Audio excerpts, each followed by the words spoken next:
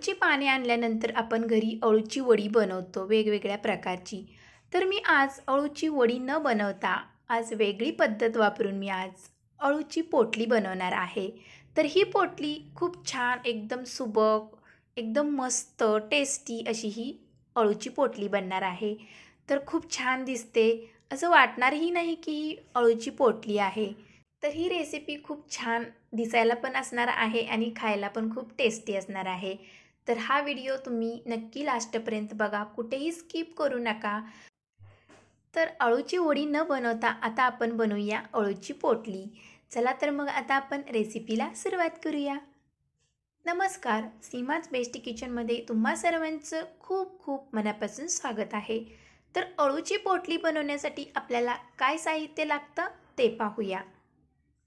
अळूची पोटली बनवण्यासाठी इथे आपण अळूची पाने घेतलेली आहेत। तर अशा पद्धतीने आपल्याला पाने घ्यायची आहेत। पाने कशी घ्यायची हे ओळखण्यासाठी आपल्याला पाने एकदम हिरवी आणि काळपट जरा असलेली पाने वापरायची आहेत। तर ही पाने खूप टेस्टी असतात, जास्त खाजत नाहीत घशामध्ये, म्हणून अशा प्रकारची आपल्याला पाने घ्यायची आहेत। तर पोटली बांधण्यासाठी आपल्याला इथे अळूच्या देठांचा वापर करायचा आहे।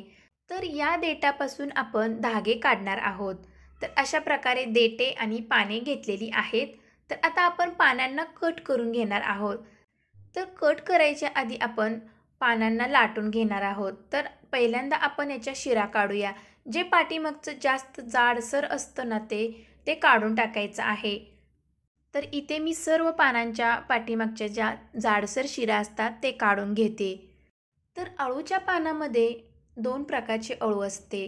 तर एक एकदम मोठ्या पानांची असते, जरा पातळ असते, आणि ही जी अळू आपण वापरतो ती थोडीशी जाडसर असते आणि काळपट असते, हिरवा रंग त्याचा। तर आपल्याला अशा प्रकारच्याच अळूची पानं निवडायची आहेत। आणि बाकीची असतात ते शोची पण असतात, ते बिलकुल घेऊ नका तुम्ही। अशा प्रकारचीच आपल्याला अळू निवडायची आहे। तर इथे आपली सर्व पाठीमागच्या पानांच्या शिरा काढून झालेल्या आहेत।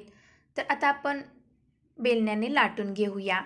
तर अळूची पोटली बनवण्यासाठी आपल्याला इथे लाटून घेण्याची गरज आहे। तर सर्व पाने मी इथे लाटून घेते, तर म्हणजे आपल्याला स्टफिंग व्यवस्थित भरता येईल पटकन, म्हणून इथे लाटणं आवश्यक आहे। तर इथे आपली सर्व पाने लाटून झालेली आहेत। तर बघू शकता अशा प्रकारे मी इथे लाटून घेतलेली आहेत। तर आता आपण या पानांना कट करून घेऊया। तर व्यवस्थित असा शेप द्यायचा आहे कट करून, म्हणजे पोटली बांधता येईल असं आपल्याला कट करायचं आहे पाने। तर वरच्या बाजूने आपण असं कट करून घ्यायचं आहे आणि खालून पण आपल्याला थोडासा कट मारून घ्यायचा आहे। तर शेपमध्ये एकदम कट झालेला आहे, बघू शकता। तर जे पानं आपण राहिलेली आहेत ते कट करून त्याचं तुम्ही पातळ भाजीही बनवू शकता किंवा त्याची भजीही बनवू शकता बारीक चिरून एकदम। पानांचा वापर अशा पद्धतीने तुम्ही करा, फेकून देऊ नका। तर अशा पद्धतीने इथे मी सर्व पाने कट करून घेतलेली आहेत। तर मस्त असा स्क्वेअर टाईपमध्ये मी करून घेतलेले आहेत कट। तर आता आपण देठे घेऊया आणि तर देठांचे आपण धागे काढणार आहोत। तर बघू शकता अशा प्रकारे आपल्याला धागे काढून घ्यायचे आहेत। तर याच धाग्याने आपण पोटली बांधणार आहोत। तर खूप युनिक रेसिपी आहे, मस्त वाटते। तर बनवताना पण खूप छान वाटत आहे, जसे की आपण लहानपणी भांडी कुंडी खेळतो तशी मला रेसिपी वाटते।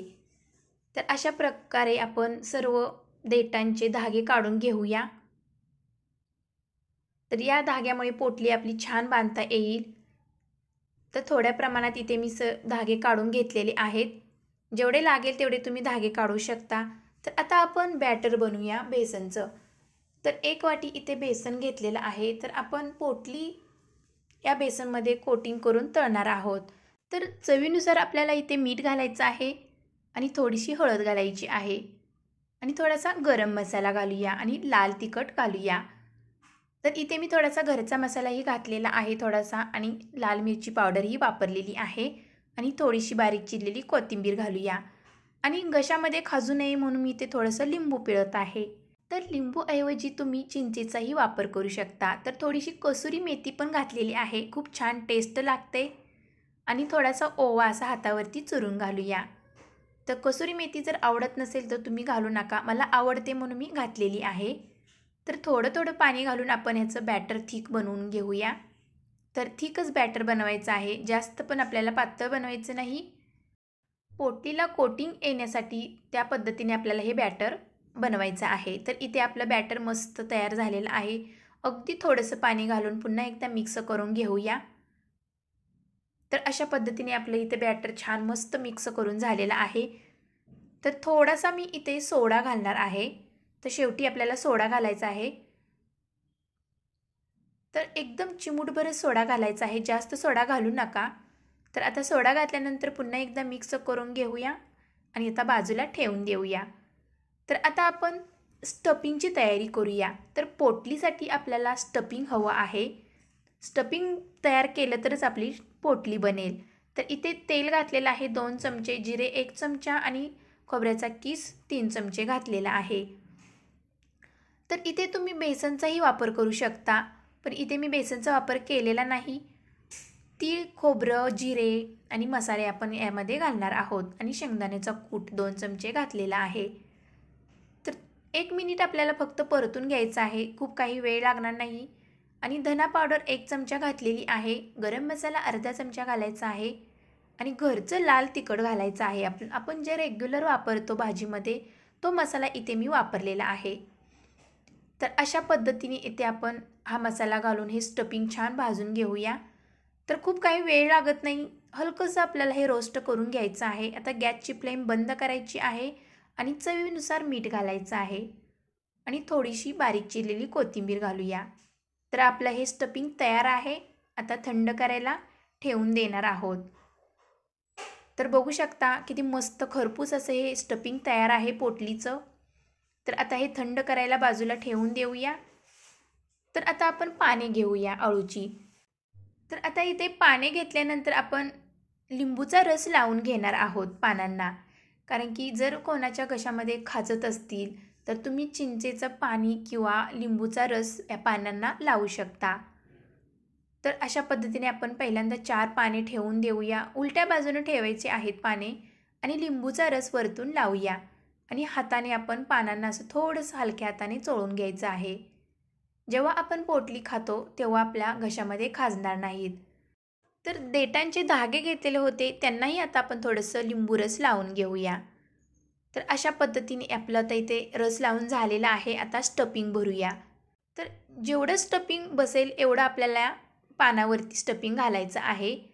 तर आता स्टफिंग तयार आहे आपलं घालून. आता आपण पोटली बांधायला सुरुवात करूया.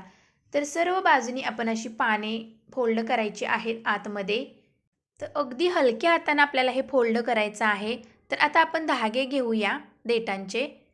तर अशा पद्धतीने आपल्याला गोल राऊंड घेऊन धागा बांधायचा आहे. जर हातावरती जमत नसेल तर खाली ठेवून पण तुम्ही ही पोटली बांधू शकता. तर हा धागा तुटणार नाही, हलक्या हाताने आपल्याला असं बांधून घ्यायचं आहे. तर बघू शकता किती मस्त अशी पोटली दिसत आहे. तर मला खाण्यापेक्षा ही बनवल्यानंतर अशी दिसायला एकदम मस्त सुबक अशी आकर्षित दिसलेली आहे मला पोटली. खूप छान वाटते ही पोटली बनवल्यानंतर. तर अशा पद्धतीने आपण सर्व पोटल्या बांधून घेऊया. तर खूप छान असं सहज बांधता येते पोटली ही. तर ही पोटली खायच्या वेळी हा धागा तुम्ही काढून टाकू शकता. तर अशा पद्धतीने इथे सर्व पोटल्या आपण बांधून घेऊया. तर किती मस्त अशी सहज पोटली बांधता येते बघू शकता. तर खूप काही वेळ लागत नाही. इथे मी छोट्या पानांचा वापर केलेला आहे. तुम्ही मोठी जर पाने घेतली तर त्याचे 4 भागही करू शकता, म्हणजे 4 पोटल्या बनतील एका पानाच्या. तर इथे मी छोटी पाने घेतलेली होती त्यामुळे एकच एका पानाची पोटली बनत आहे. तर जे आपण कट करून राहिलेली पाने होती त्याचे तुम्ही छोटे छोटे तुकडे कट करून त्याची भजी बनवू शकता किंवा पातळ भाजीही बनवू शकता. तर अशा पद्धतीने इथे आपण सर्व पोटल्या बांधून घेऊया. तर खूप छान मस्त अशा दिसत आहेत बघू शकता. दिसायलाही खूप छान दिसते, युनिक वाटते ही रेसिपी. तर छोट्या मुलांना तर खूप छान आवडेल ही रेसिपी. तर अशा पद्धतीने इथे मी अशा सर्व पोटल्या बांधून घेते. थोडासा वेळ लागतो या रेसिपीला, पण खूप छान वाटते बनवताना पण आणि खायला पण भारी वाटते. तर इथे सर्व आपल्या पोटल्या बांधून तयार आहेत. तर आता आपण इथे बेसनचं बॅटर घेऊया. छान असं मस्त फुललेलं आहे बॅटर. तर तिकडे तेलही गरम झालेलं आहे आता आपण या बेसनमध्ये एक एक पोटली घेऊन असं बेसनमध्ये कोटिंग करूया. तर हलकंसं आपल्याला कोटिंग करायचं आहे, जास्त पण कोटिंग करू नका. थोडंसं पानांचा कलर पण हिरवा असा बाहेर दिसला पाहिजे, जेणेकरून आपल्याला समजेल ही अळूच्या पानाची पोटली आहे. तर अशा पद्धतीने ते सर्व मी पोटल्या बेसनमध्ये डीप करून फ्राय करून घेते. तर खूप काही वेळ लागत नाही फ्राय होण्यासाठी. 2 ते 3 मिनिटामध्ये आपली पोटली छान फ्राय होते. तर पहिल्यांदा मी 4 ते 5 पोटल्या घालून फ्राय करून घेते. जर तुमच्याकडे मोठी कढई असेल तर तुम्ही जास्त तिथे पोटल्या फ्राय करू शकता. तर घातल्यानंतरच तेलात समजते की किती छान ह्या पोटल्या दिसत आहेत.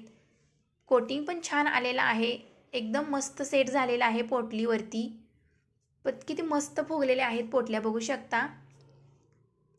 तर अशा पद्धतीने आपण दोन्हीही बाजूनी मस्त असं तेलामध्ये फ्राय करून घ्यायच्या आहेत पोटल्या. तर मी ही आज पहिल्यांदाच रेसिपी तुमच्यासोबत शेअर करते. मी जेव्हा बनवली होती तेव्हा मला खूप छान वाटली रेसिपी, म्हणून मला वाटलं की तुमच्यासोबत ही अळूची पोटली बनवून रेसिपी शेअर करावी. तर तुम्ही स्टफिंग कोणतंही या पोटलीमध्ये भरू शकता. तुम्ही कांदा, खोबरं, लसूण याचा वापर करून पण तुम्ही पोटली बनवू शकता किंवा बेसनचा वापर करून ही पोटली बनवू शकता. कोणतंही स्टफिंग जर तुम्ही यामध्ये भरलं तर ही पोटली खूप छानच लागणार आहे. पण मी एकदम सोपी पद्धत वापरून तुमच्यासोबत ही रेसिपी दाखवलेली आहे. स्टफिंग काही अवघड नाही, झटपट बनते आणि खूप काही वेळ पण लागत नाही. म्हणून अशा पद्धतीने इथे मी आज स्टफिंग एकदम सोपं बनवून दाखवलेलं आहे.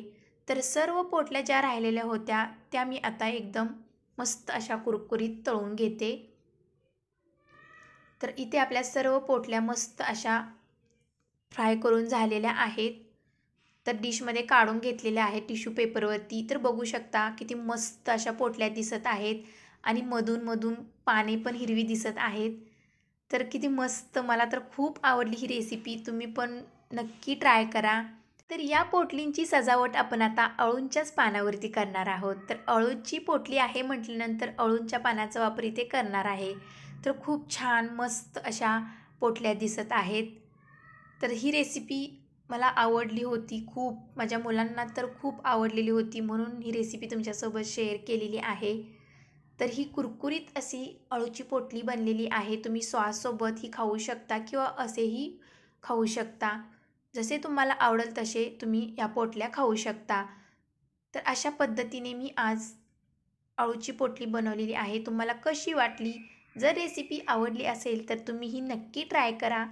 अजून जर माझ्या चॅनेलला तुम्ही सबस्क्राईब केलं नसेल तर लाईक, शेअर, सबस्क्राईब जरूर करा आणि भेटूया अशाच नवनवीन रेसिपीमध्ये. तोपर्यंत मस्त खा आणि स्वस्त रहा. Bye bye.